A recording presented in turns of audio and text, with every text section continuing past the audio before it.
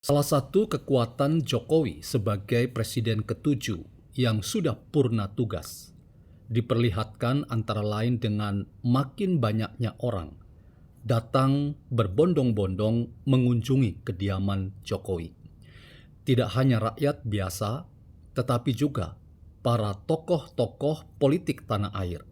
Mereka menempatkan Jokowi sebagai figur yang layak untuk diteladani. Dan karena itu, mereka memberikan dan meluangkan waktu yang bahkan disengaja untuk datang dan mengunjungi kediaman Jokowi, untuk menemui Jokowi, atau ketika Jokowi keluar rumah, maka mereka berharap Pak Jokowi akan menyapa mereka, dan ketika mereka meminta berfoto bersama, maka Jokowi lagi-lagi diharapkan dapat memenuhi keinginan mereka untuk meluangkan waktu, memberikan kesempatan berfoto bersama. Saya ingin katakan bahwa destinasi wisata hari ini di kota Solo, salah satunya adalah Joko Widodo dan kediamannya. Fakta ini, teman-teman, memberikan catatan berharga bahwa ternyata Jokowi adalah sosok presiden yang di mata banyak orang itu istimewa. Mengapa ia istimewa? Karena ia berbeda dari para mantan presiden yang sudah purna tugas. Tidak ada penghormatan dan sikap respek yang ditunjukkan oleh rakyat kepada para presiden mereka yang sudah purna tugas dibandingkan dengan bagaimana mereka memberikan apresiasi dan sikap respek kepada Jokowi. Jokowi memberikan sebuah legasi tersendiri bahwa ia adalah tokoh yang di satu sisi populer, tetapi Jokowi menarik dan Jokowi tetap menjadi arah dari pergerakan politik dan kehidupan sosial bahkan kebudayaan di tanah air kita. Itu antara lain karena ia adalah tokoh yang populis. Jadi popularitas atau populernya seorang Jokowi ditunjang oleh karena ia berbeda dari tokoh-tokoh lain yang sudah purna tugas sebagai presiden. Jokowi adalah tokoh yang populis. Populis artinya dekat dengan rakyat. Kedekatan Jokowi dan tanpa jarak dengan rakyat, itulah salah satu ritme dari dinamika kepribadian seorang Jokowi yang menjadi daya tarik tersendiri. Bahwa Jokowi memainkan politik yang populer, tetapi juga politik yang populis. Saya ingin menjadikan catatan ini sebagai titik masuk untuk kita mendiskusikan satu fenomena yang sempat dipercakapkan dan diangkat ke ruang publik virtual terkait dengan fenomena adanya matahari kembar. Apakah Prabowo Subianto merasa Jokowi menjadi pesaingnya, ataukah Prabowo tetap akan merasa dan menempatkan Jokowi sebagai figur dengan karakteristik yang tersendiri dan khusus dan istimewa, dan Prabowo tidak akan pernah menjadikan Jokowi sebagai pesaingnya? Kita akan diskusikan dalam kesempatan diskusi kali ini.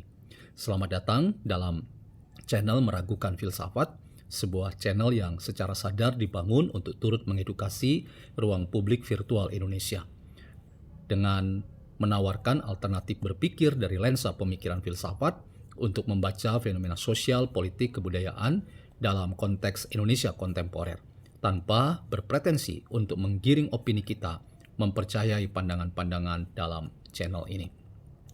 Teman-teman, fenomena yang diangkat oleh para analis dan pengamat politik tanah air bahwa di Indonesia hari ini ada matahari kembar, yaitu Presiden Prabowo sebagai presiden ke-8 dan Presiden Joko Widodo sebagai presiden ke-7 kita.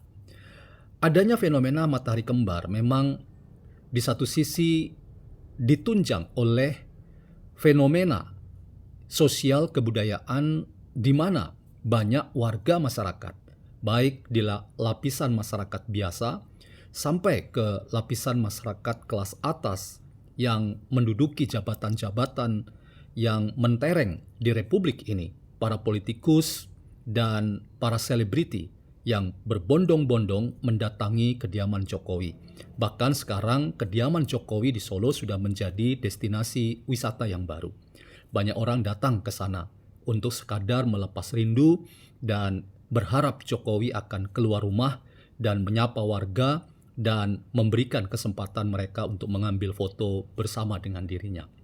Itulah salah satu fakta sosial dan fakta budaya yang tidak bisa kita pungkiri, bahwa di tengah-tengah geliat politik tanah air kita yang penuh dengan dendam dan kebencian, bahkan upaya-upaya yang sistematis dan terprogram untuk semakin menghancurkan karir politik Jokowi, ternyata luar biasa.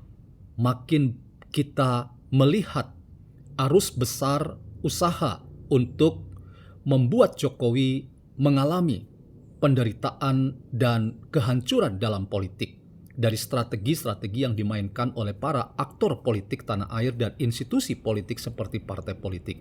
Tetapi kita melihat satu fenomena politik, sosial, dan kebudayaan, bahwa Jokowi semakin mendapatkan simpati dan apresiasi dari masyarakat.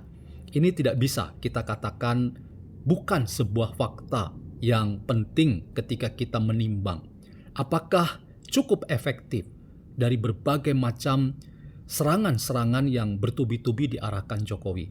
Saya merasa bahwa serangan-serangan itu tidak efektif dan justru menjadi blunder tersendiri yang makin memompa penghargaan orang dan sikap respek orang terhadap Jokowi dan keluarganya.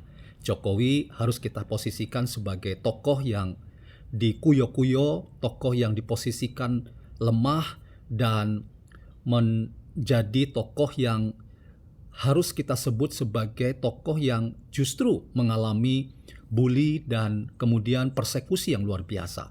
Tetapi masyarakat kita punya logika yang berbeda dari para politisi, mereka-mereka yang secara angkuh dan arogan membangun sebuah sikap politik yang memposisikan Jokowi sebagai musuh dan target untuk dihancurkan. Ternyata semakin kuatnya arus deras untuk menghancurkan karir politik Jokowi, kita justru mendapatkan sebuah jawaban-jawaban yang menempeleng muka kita sendiri, bahwa efektivitas dari serangan politik terhadap Jokowi itu tidak bisa mengubah kenyataan bahwa Jokowi semakin mendapatkan simpati, apresiasi, bahkan kunjungan-kunjungan yang terus-menerus dilakukan oleh warga masyarakat ke kediaman Jokowi itu menjadi sebuah kenyataan yang bisa membalik sebuah pandangan bahwa apa yang negatif di framing dan jahat di framing oleh orang-orang tertentu, kelompok-kelompok tertentu, itu ternyata tidak mendapatkan penerimaan di hati masyarakat banyak. Jokowi adalah tokoh populer, karena itu banyak orang datang, dan sekaligus Jokowi adalah tokoh yang populis. Populisnya Jokowi karena ia dianggap dekat dengan masyarakat, mewakili masyarakat kebanyakan. Nah, dalam konteks itulah teman-teman kita jadi mengerti ketika hari ini ada banyak analis politik dan pengamat politik yang mengatakan bahwa Jokowi adalah matahari kembar dari Prabowo Subianto sebagai presiden. Saya ingin katakan teman-teman, seorang Prabowo Subianto tidak akan pernah merasa tersaingi dengan Joko Widodo. Sebab apa? Sebab keduanya adalah tokoh yang saling memberi respek dan hormat. Saya tetap merasa bahwa Prabowo tidak akan pernah menempatkan Jokowi sebagai saingan, pesaing, atau bahkan sebagai orang yang akan mengambil alih kehormatan Jokowi. Tetapi kehormatan seorang Prabowo Subianto justru sangat dimungkinkan itu terwujud dan terbangun dengan luar biasa ketika ia justru memberikan sikap respek terhadap Jokowi. Dalam konteks ini teman-teman, kita menjadi paham bahwa dugaan-dugaan ada matahari kembar yang membuat kita harus memposisikan kedua tokoh ini, Prabowo dan Jokowi, sebagai tokoh yang lebih baik berpisah. Saya ingin katakan itu adalah sebuah analisis yang keliru. Karena apa? karena Prabowo dan Jokowi adalah tokoh-tokoh politik tanah air yang memiliki chemistry tersendiri. Mereka adalah dua sahabat yang saling menopang dalam rangka memastikan Indonesia dapat mencapai wujud Indonesia emas yang akan kita lihat pada 2045 mendatang. Jokowi telah memberikan banyak kesempatan bagi Prabowo untuk mendapatkan konsesi-konsesi politik. Dan karena itu, tidak pernah saya ragu bahwa Prabowo akan tetap menempatkan Jokowi sebagai figur yang ia teladani dalam rangka banyak hal terkait kehidupan politik, sosial, kebudayaan di tanah air kita. Isu matahari kembar itu tidak akan pernah mengoyakkan persahabatan di antara kedua tokoh bangsa ini, yaitu Jokowi dan Prabowo Subianto.